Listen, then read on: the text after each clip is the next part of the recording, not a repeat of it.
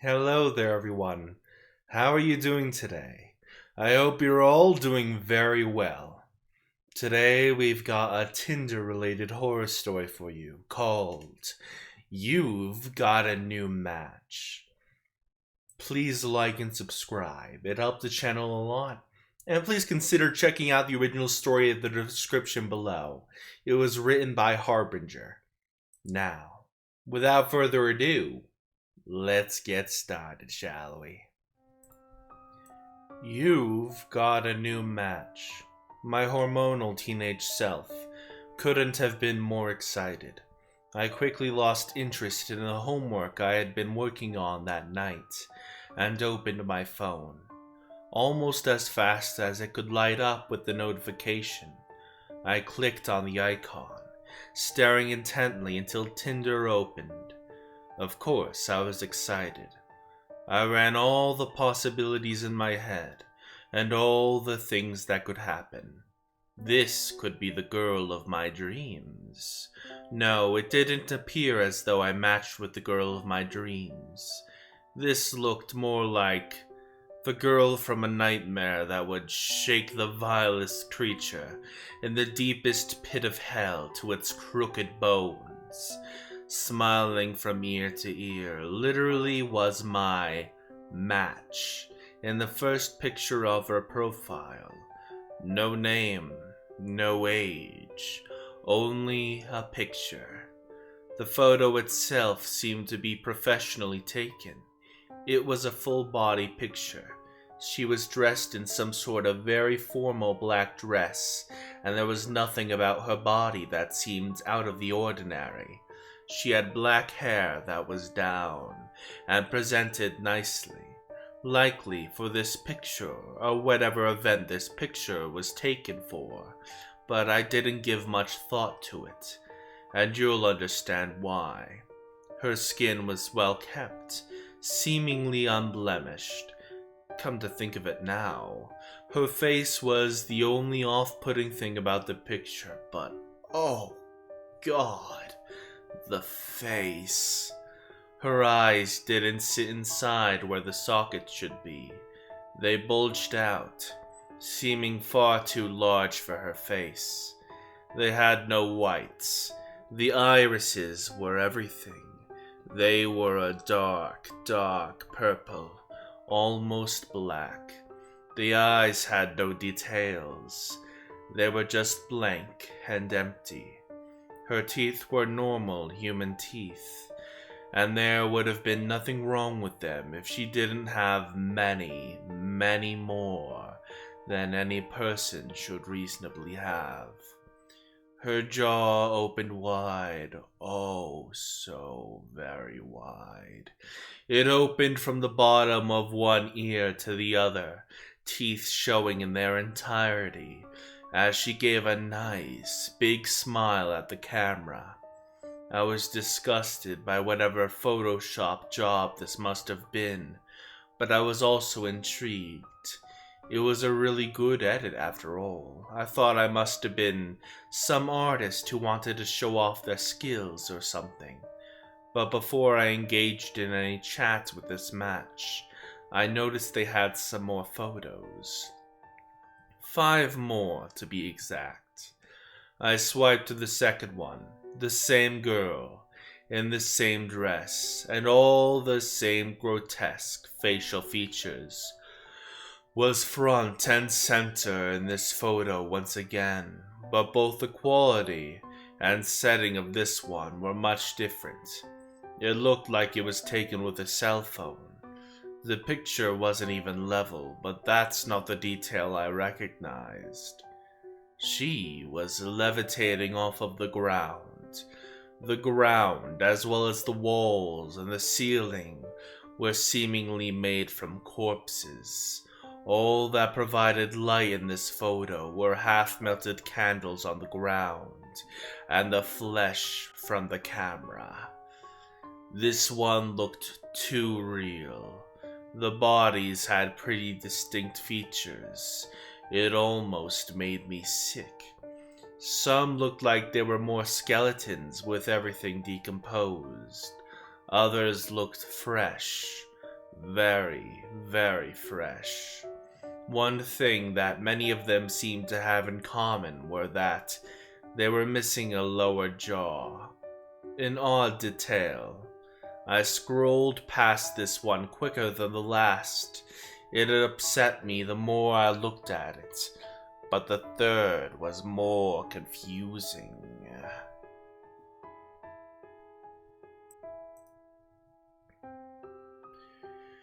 The third picture was of her once again in her black dress, as she hovered in the middle of an empty field this time.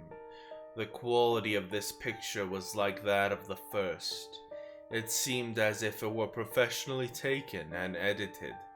The sky was an impossible shade of red. As of consequence, the entire image had a sort of red tint to it. Other than that, it simply looked as if it was some sort of farmland. This one didn't disturb me like the last had, but it had an eerie feel to it. It was as if this picture was taken in the apocalypse, and like it was showing me the end of the world. Once again, I thought this to be some sort of artist trying to compel these sorts of feelings with these pictures, and the way they took and edited them. I was impressed as much as I was disturbed. The fourth photo made my heart sink a little. This picture of the girl was taken in front of a building on my university campus. A building not even a 5-minute walk away. It was nighttime, and she was alone. She was, once again, floating, yet this time above the stairs, in front of the columns of the building. She didn't look any less real in this photo. I scrolled back through the first few and noticed how surprisingly alike she looked in all the pictures, despite their different angles. This art was too good, and it was making me sick. The fifth picture, I thought, must be impossible. It was of her inside another building, but I knew what building this was. I knew from the colors on the wall. I knew from the lights above her floating body. Most of all, I knew where she was because of the numbers on the door labeled behind her. It was only a few doors down from my apartment. The apartment I was in right now. I quickly scrolled to the last photo. It was a close-up of her right in front of my door. I dropped my phone and ran to my door to make sure it wasn't locked. Luckily it was. I am always good about that. But out of curiosity, I thought I would peek through the peephole to see if someone did happen to be there. I placed my eye upon the hole, where I got a glimpse of shoulders and the back of a head with long black hair. In a quick motion, the head turned around while the shoulders remained still. It was her. She widened her smile, ear to ear once again. I jumped back from the door. I ran back to the desk and picked up my phone. Of course, the disgusting picture of her in front of my door was the first thing to pop up as I opened my phone. I quickly exited Tinder and dialed 911. An operator picked up. 911, what's your emergency? I knew that location was the first thing you should give out on a 911 call, because if something happens to you while you're on the line, they only have the possibility of helping you if they know where you are. I give the operator my location, which I am leaving out of this story to not expose myself, and then have a brief, detailed, scarce summary of the past few minutes. I left out some of the more extreme details because I want to be taken seriously. There's someone outside my apartment door. I got a match on Tinder. When I clicked to see the photo, she had a bunch of weird ones of her in Look, it doesn't matter, but she is very messed up. Very messed up. The last 2 photos were of her outside my apartment, and when I went to look in the peephole, she was there. I don't know how, but please, send help. Alright, sir. Has she threatened you in any way? Has she tried to break into your apartment? We can't just send an officer because you feel scared of some girl you met on Tinder, who happens to live in the same apartment building as you. Are you calling because she looks different?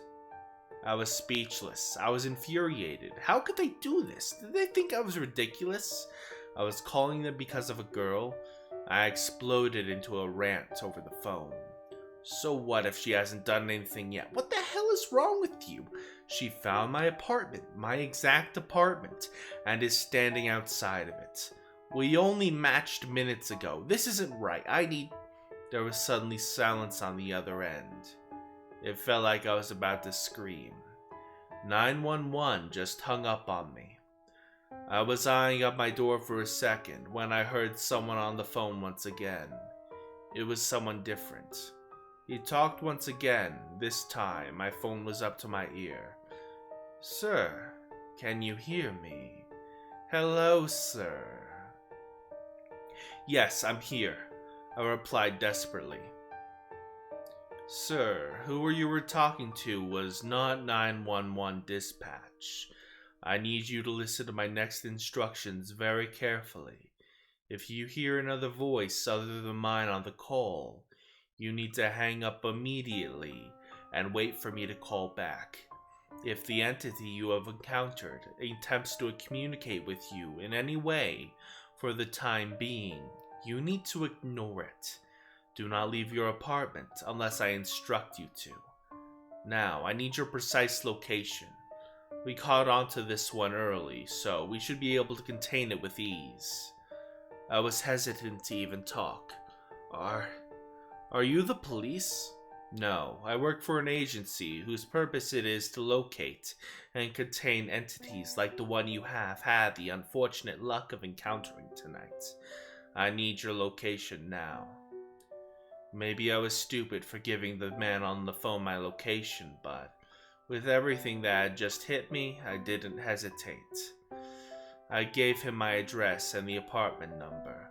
He was silent for only about 15 seconds. Alright, a team is en route to your apartment. Sit tight. Now, we need to lay out a few more rules. I have the floor plans for your apartment. It looks like you got a studio with 1 closet and 1 bathroom. Can you fit inside your closet? Yeah, but why would I need... If the lock on your apartment door unlocks, I need you to quickly shut off the lights and climb into your closet. Be silent until you hear the door shut once again. If any sinks or your shower turns on, I need you to shut them off as quickly as possible. If you hear splashing coming from your toilet, I need you to flush it immediately and close the lid. I need you to repeat these instructions back to me so I know you understand. Okay, if I hear my door unlock, quickly shut off the lights and hide in the closet. Turn off any sinks or my shower if they turn themselves on, and flush the toilet and close the lid if I hear anything from it. I don't understand how these things can happen or why I would need to do any of this. If you want to live long enough to see the sunrise tomorrow, you'll follow these instructions exactly. Write them down if you need to. I'm going to need any details and evidence that you haven't said over the phone already. Yes, I could still hear what you were saying at the beginning of the call. You said that you matched with her on Tinder. Does she have a name? Yes, I matched with her on Tinder, but her profile doesn't have a name or age, just pictures that... Once again, I was interrupted by the new operator. It did seem that he was urgent to exchange as much information as possible. Witnessing what I had, I didn't object. I need you to screenshot these pictures if you can. Is it still possible for you to access them? Yes, give me a moment. I opened Tinder up again and clicked on the profile. I quickly screenshotted each picture. Now what? What do you want me to do with them? Text them to the 911 number. Trust me, it'll work. I sent each picture as fast as I possibly could. Alright, looks like I've got 7. Give me a moment while I send these over to our intel team. For identification, we might be able to find out soon enough about this thing to get rid of it right away. I need you to keep an eye out your window on the street. There will be... Wait, did you say 7? I said 6. Her profile had 6 pictures. How'd you get 7? I quickly opened back up my texts. I did send 7. The first 6 were of her profile, but the 7th picture was of me. It was taken from outside my house, right outside, and it was recent. I recognized the clothes I was wearing today. On the upper left-hand side of the picture was a hand pressed against my window. I quickly turned towards my window to see no one there. There couldn't have been. I was on the 3rd floor, and there was nothing on that side of the building that would allow someone to climb that high. No one could have been up there to take a picture. I was quick to let the operator know, though. I was not calm. I didn't send the last one. It sent itself through my phone somehow. It's of me, just a minute ago while we were talking. Alright, calm down. It's trying to scare you. It wants to get in your head. It wants you worked up so that you'll do something rash. But you're not going to do that, are you? No, sir. Alright, good. Now, as I was saying, there will be 1 man and 1 woman in black suits holding briefcases that get out of a large SUV. The driver has been instructed to drop them off on the side of your apartment. He knows where it is. They should be arriving right about now. Go check out your window. I looked outside my window, down to the street, but I didn't see an SUV or 2 people in suits. All I saw were a few pedestrians and a university bus. I don't see anyone down there. Are you sure they're on that side? It's easy to end up on the wrong street down there. Yes, I'm sure. You're certain you don't see anyone? No SUV? I'm sorry, but no, I don't. Fuck. I hear him mutter under his breath. Then I faintly heard his voice yelling towards someone else. That ain't it. Tell him to keep moving. He then adjusted his mic and kept talking to me. Alright, they've been swindled by the entity.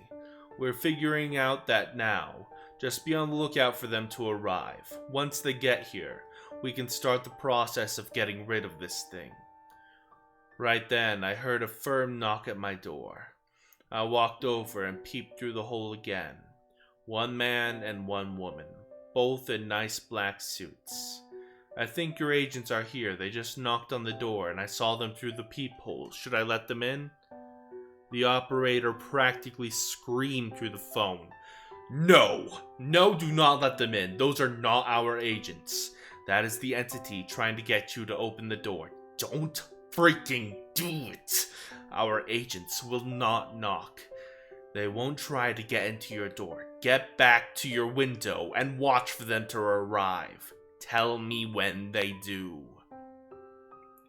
After a few more minutes of waiting, I finally saw a large SUV pull up in front of the apartment, and 2 people got out. 1 man, 1 woman, nice suits and large briefcases. After they got out of the car, they looked up at my window as they made their way towards the entrance. The SUV drove off. Alright, they're here. Good, they're going to scout out the building, figuring out what we're dealing with, and assess if another team needs to be called in. I'll let you know if anything you need to do if they find out. Just stay on the line. I had started to feel relieved, albeit more confused. I did believe these people were here to help, but I didn't know what they could do to help me. How could 2 people from whatever this organization was possibly deal with the thing at my door? I contemplated the possibilities as I sat down in my chair for the first time in a while, finally calming down a little. This little moment of peace was just that, for not long after I sat down, I heard an electronic click from my door as I jumped from my seat. I remembered the operator's instructions. I quickly hit the light with my switch, and picked up the kitchen knife before hopping into my closet. The door just unlocked. I'm hiding with the lights off as you told me. I whispered into my phone. He responded quietly, with as fast a message as he could muster. Just be quiet and don't move. She can't open your closet door. She has no interest in taking your things. No matter what she says, do not respond and do not react. Do not leave the closet until you hear the door close again. Do not hang up on this call. As soon as he finished speaking, the door opened. I didn't hear any footsteps, but I knew she was in. I focused on controlling my breathing to make it as quiet as possible. I must have been there for a good 5 minutes before I heard any noise. Nothing, not a step, not a door opening, not a single thing moved around. I couldn't even hear breathing. I was tempted to leave, but I just did as I was told and stayed still. Doing that had served me well up until this point. I just about gasped and gave myself away when she eventually spoke in a sweet and dulcet voice. "What's wrong? Don't want to hang out tonight?" After she got no response, she would wait about 10 seconds and say something new, trying to be more provocative each time. This went on for a few minutes. "Come on, we matched, and you know it. I know you want me, and I want you. Well, if you're not ready yet, that's alright. I can wait. I can wait for a long time. I'll wait for however long I need for you to come out. You know I don't bite. I'm just a very good kisser. You can ask the others. You can meet them too. But why don't you try it yourself? Just come on out. What have you got to lose? I know how lonely you are. I know I'm the only one you'll ever have a chance with. At least I'm the only one who will love you forever. You know you'll always be nothing without me. I'm the only one, the only thing that will ever bring meaning to your life." She got more assertive. I could hear her voice getting closer each time she spoke, trying to get me to come out. Eventually, she was so close to the closet door, she was practically touching it. She might have been. It was obvious she knew I was in there, but the operator said to sit put and that she couldn't open the door. I trusted him for now. "I know, you're a worthless, rotting sack of poop. You're not even good enough for the maggots. You have done nothing with your meaningless and short life, and you never will, even if I let you live past this night. You can come with me, or you can burn. No one is coming to save you. No one can." She stopped for a moment. I think she heard what I heard. There were steps in the hallway. Someone was walking around on my floor. "Oh, so you talked to them?" She let out a giggle, one that would have seemed innocent and cute if it were given in any other context with a normal girl, but I found it to be far from it. "You freaking witch, you'll pay for that. You won't even get what I gave the other. I'll rip your guts out right before your eyes and make you watch all of it. You'll wish you were dead, but I won't kill you. Not until..." "Approaching entity manifestation now. Stand by." I heard a man's voice say it from outside my apartment. She screamed in fury before I heard my apartment door slam shut a split second later with a force I don't think I could replicate with all my might if I tried.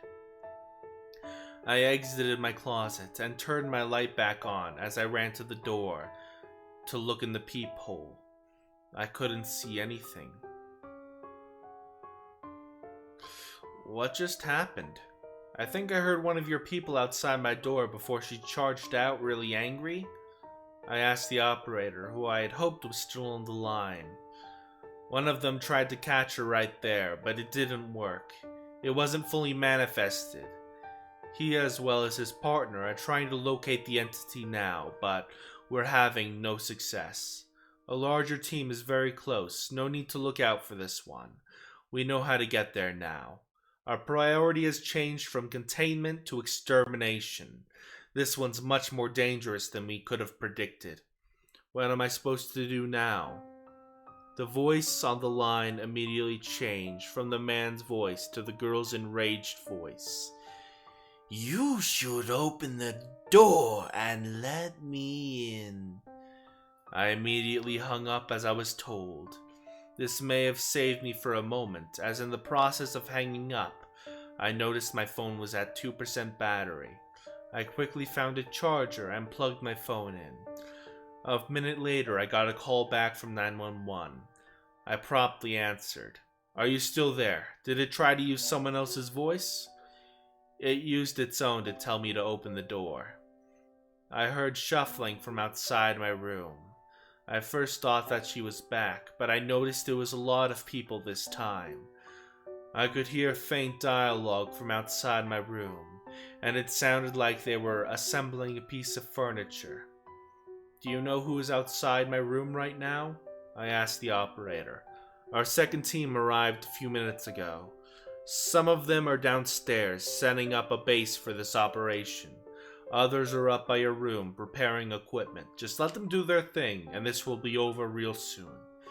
As long as we're fighting what we think we're fighting, dear God, I hope so. What about my neighbors? What about the people walking around the hallways and everyone else in this building? Do they know about this? Are they in danger?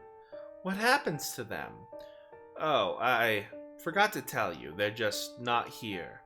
I don't know how to explain it to you in a way you would understand it, but they won't be seeing our team, or this entity for the time being, and you won't be seeing them. They certainly aren't in any danger if that brings any comfort, but I'm afraid you still are. I was once again confused by this new piece of information, but I didn't have the energy to question it at this point. I just wanted this to be done and over with as soon as possible. It's here, I heard a woman assert from right outside my door. I heard a few different things turn on. I don't know what they were up to, but I take there was some sort of machinery or equipment that they just finished setting up. A few moments of silence passed before I heard a man mutter, "Oh shit." Seconds later, I heard light bulbs explode before gunfire erupted in the hallway outside my room. I sprawled out on the floor and got as flat as possible, though no gunfire ever made its way into my room. These gunshots were quickly followed by an even louder scream from what I assumed to be the girl. The shooting went on for only a minute or two, which I heard a few magazines drop to the floor and some rifles being racked, as well as some louder dialogue and cursing. I started to put on my shoes, hoping this was all over now, but besides that, I felt safer with the shoes on anyway. Did they get in? I hopefully asked the operator. No, it plowed right through our guys and got away somewhere in the stairwell. She killed a couple of them and injured a couple more as well. We underestimated her again, but now we know what we have to do. We're almost through with this. Just keep a level head and you'll be alright. I sat down, silenced. 2 people just died on my behalf. 2 people died because I, being the stupid teenager I am, had to be on Tinder, messing around. I checked my phone. It hadn't gotten much of a charge by this time. It was only 7%. I waited there for another 5 minutes.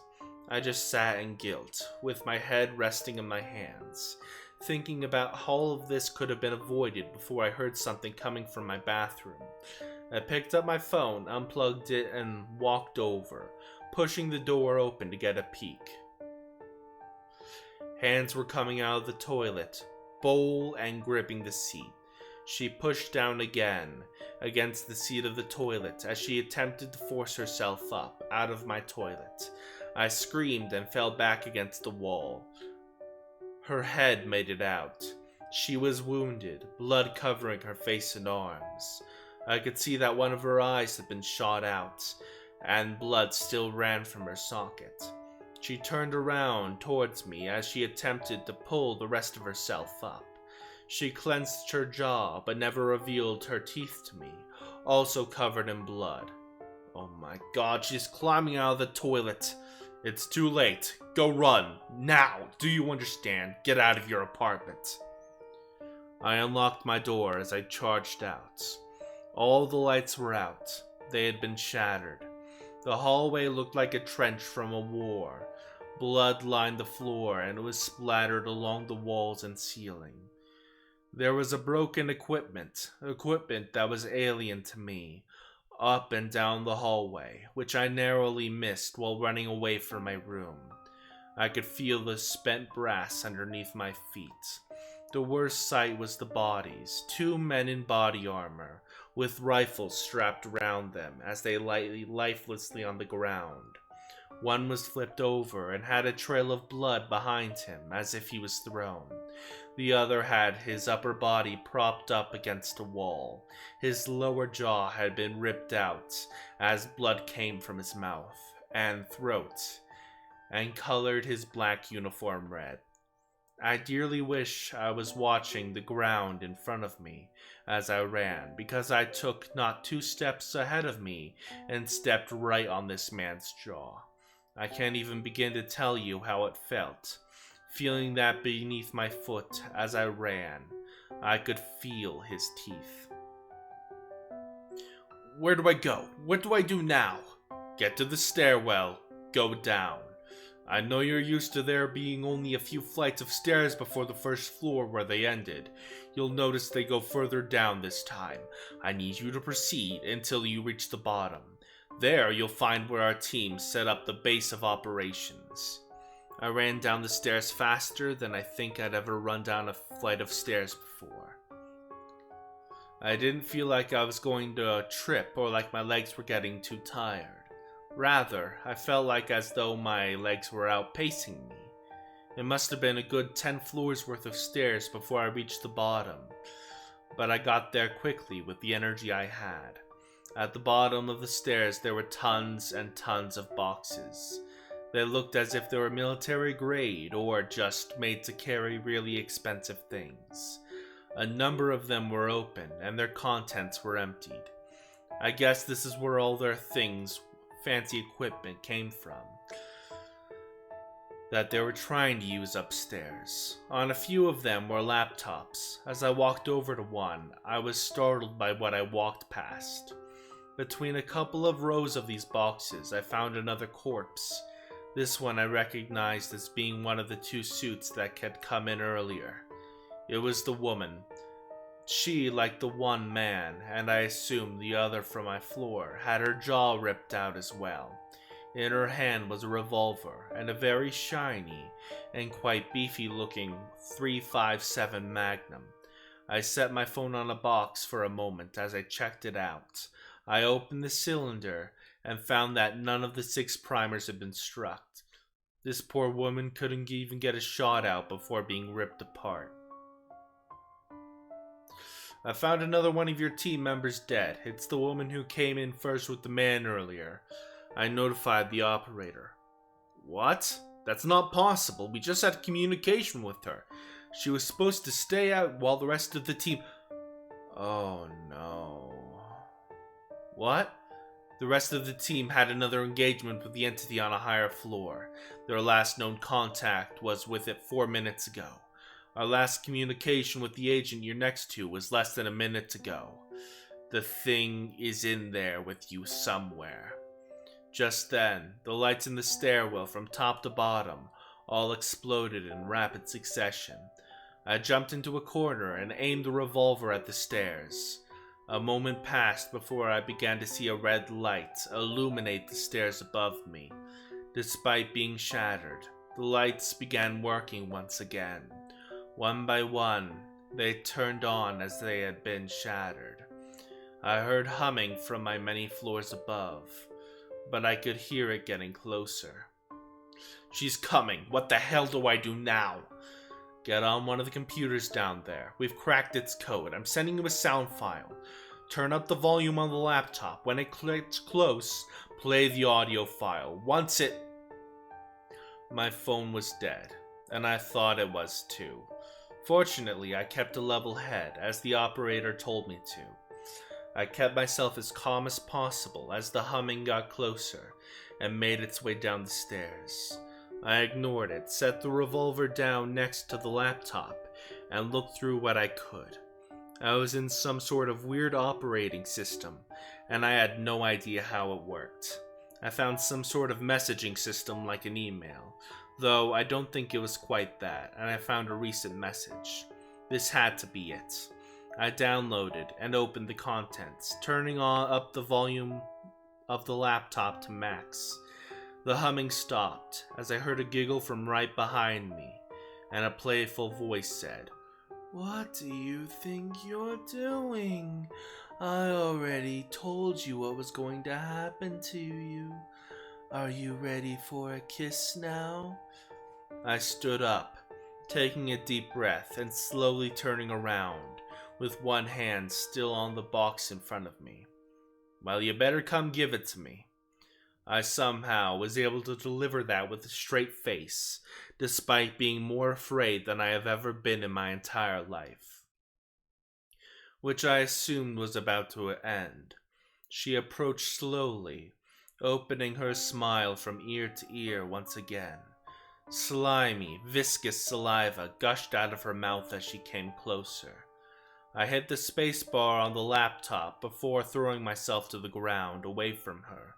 An annoying, constant, high-frequency noise filled the stairwell and hurt my ears, but it did so much worse for her. Her feet touched the ground, no longer levitating.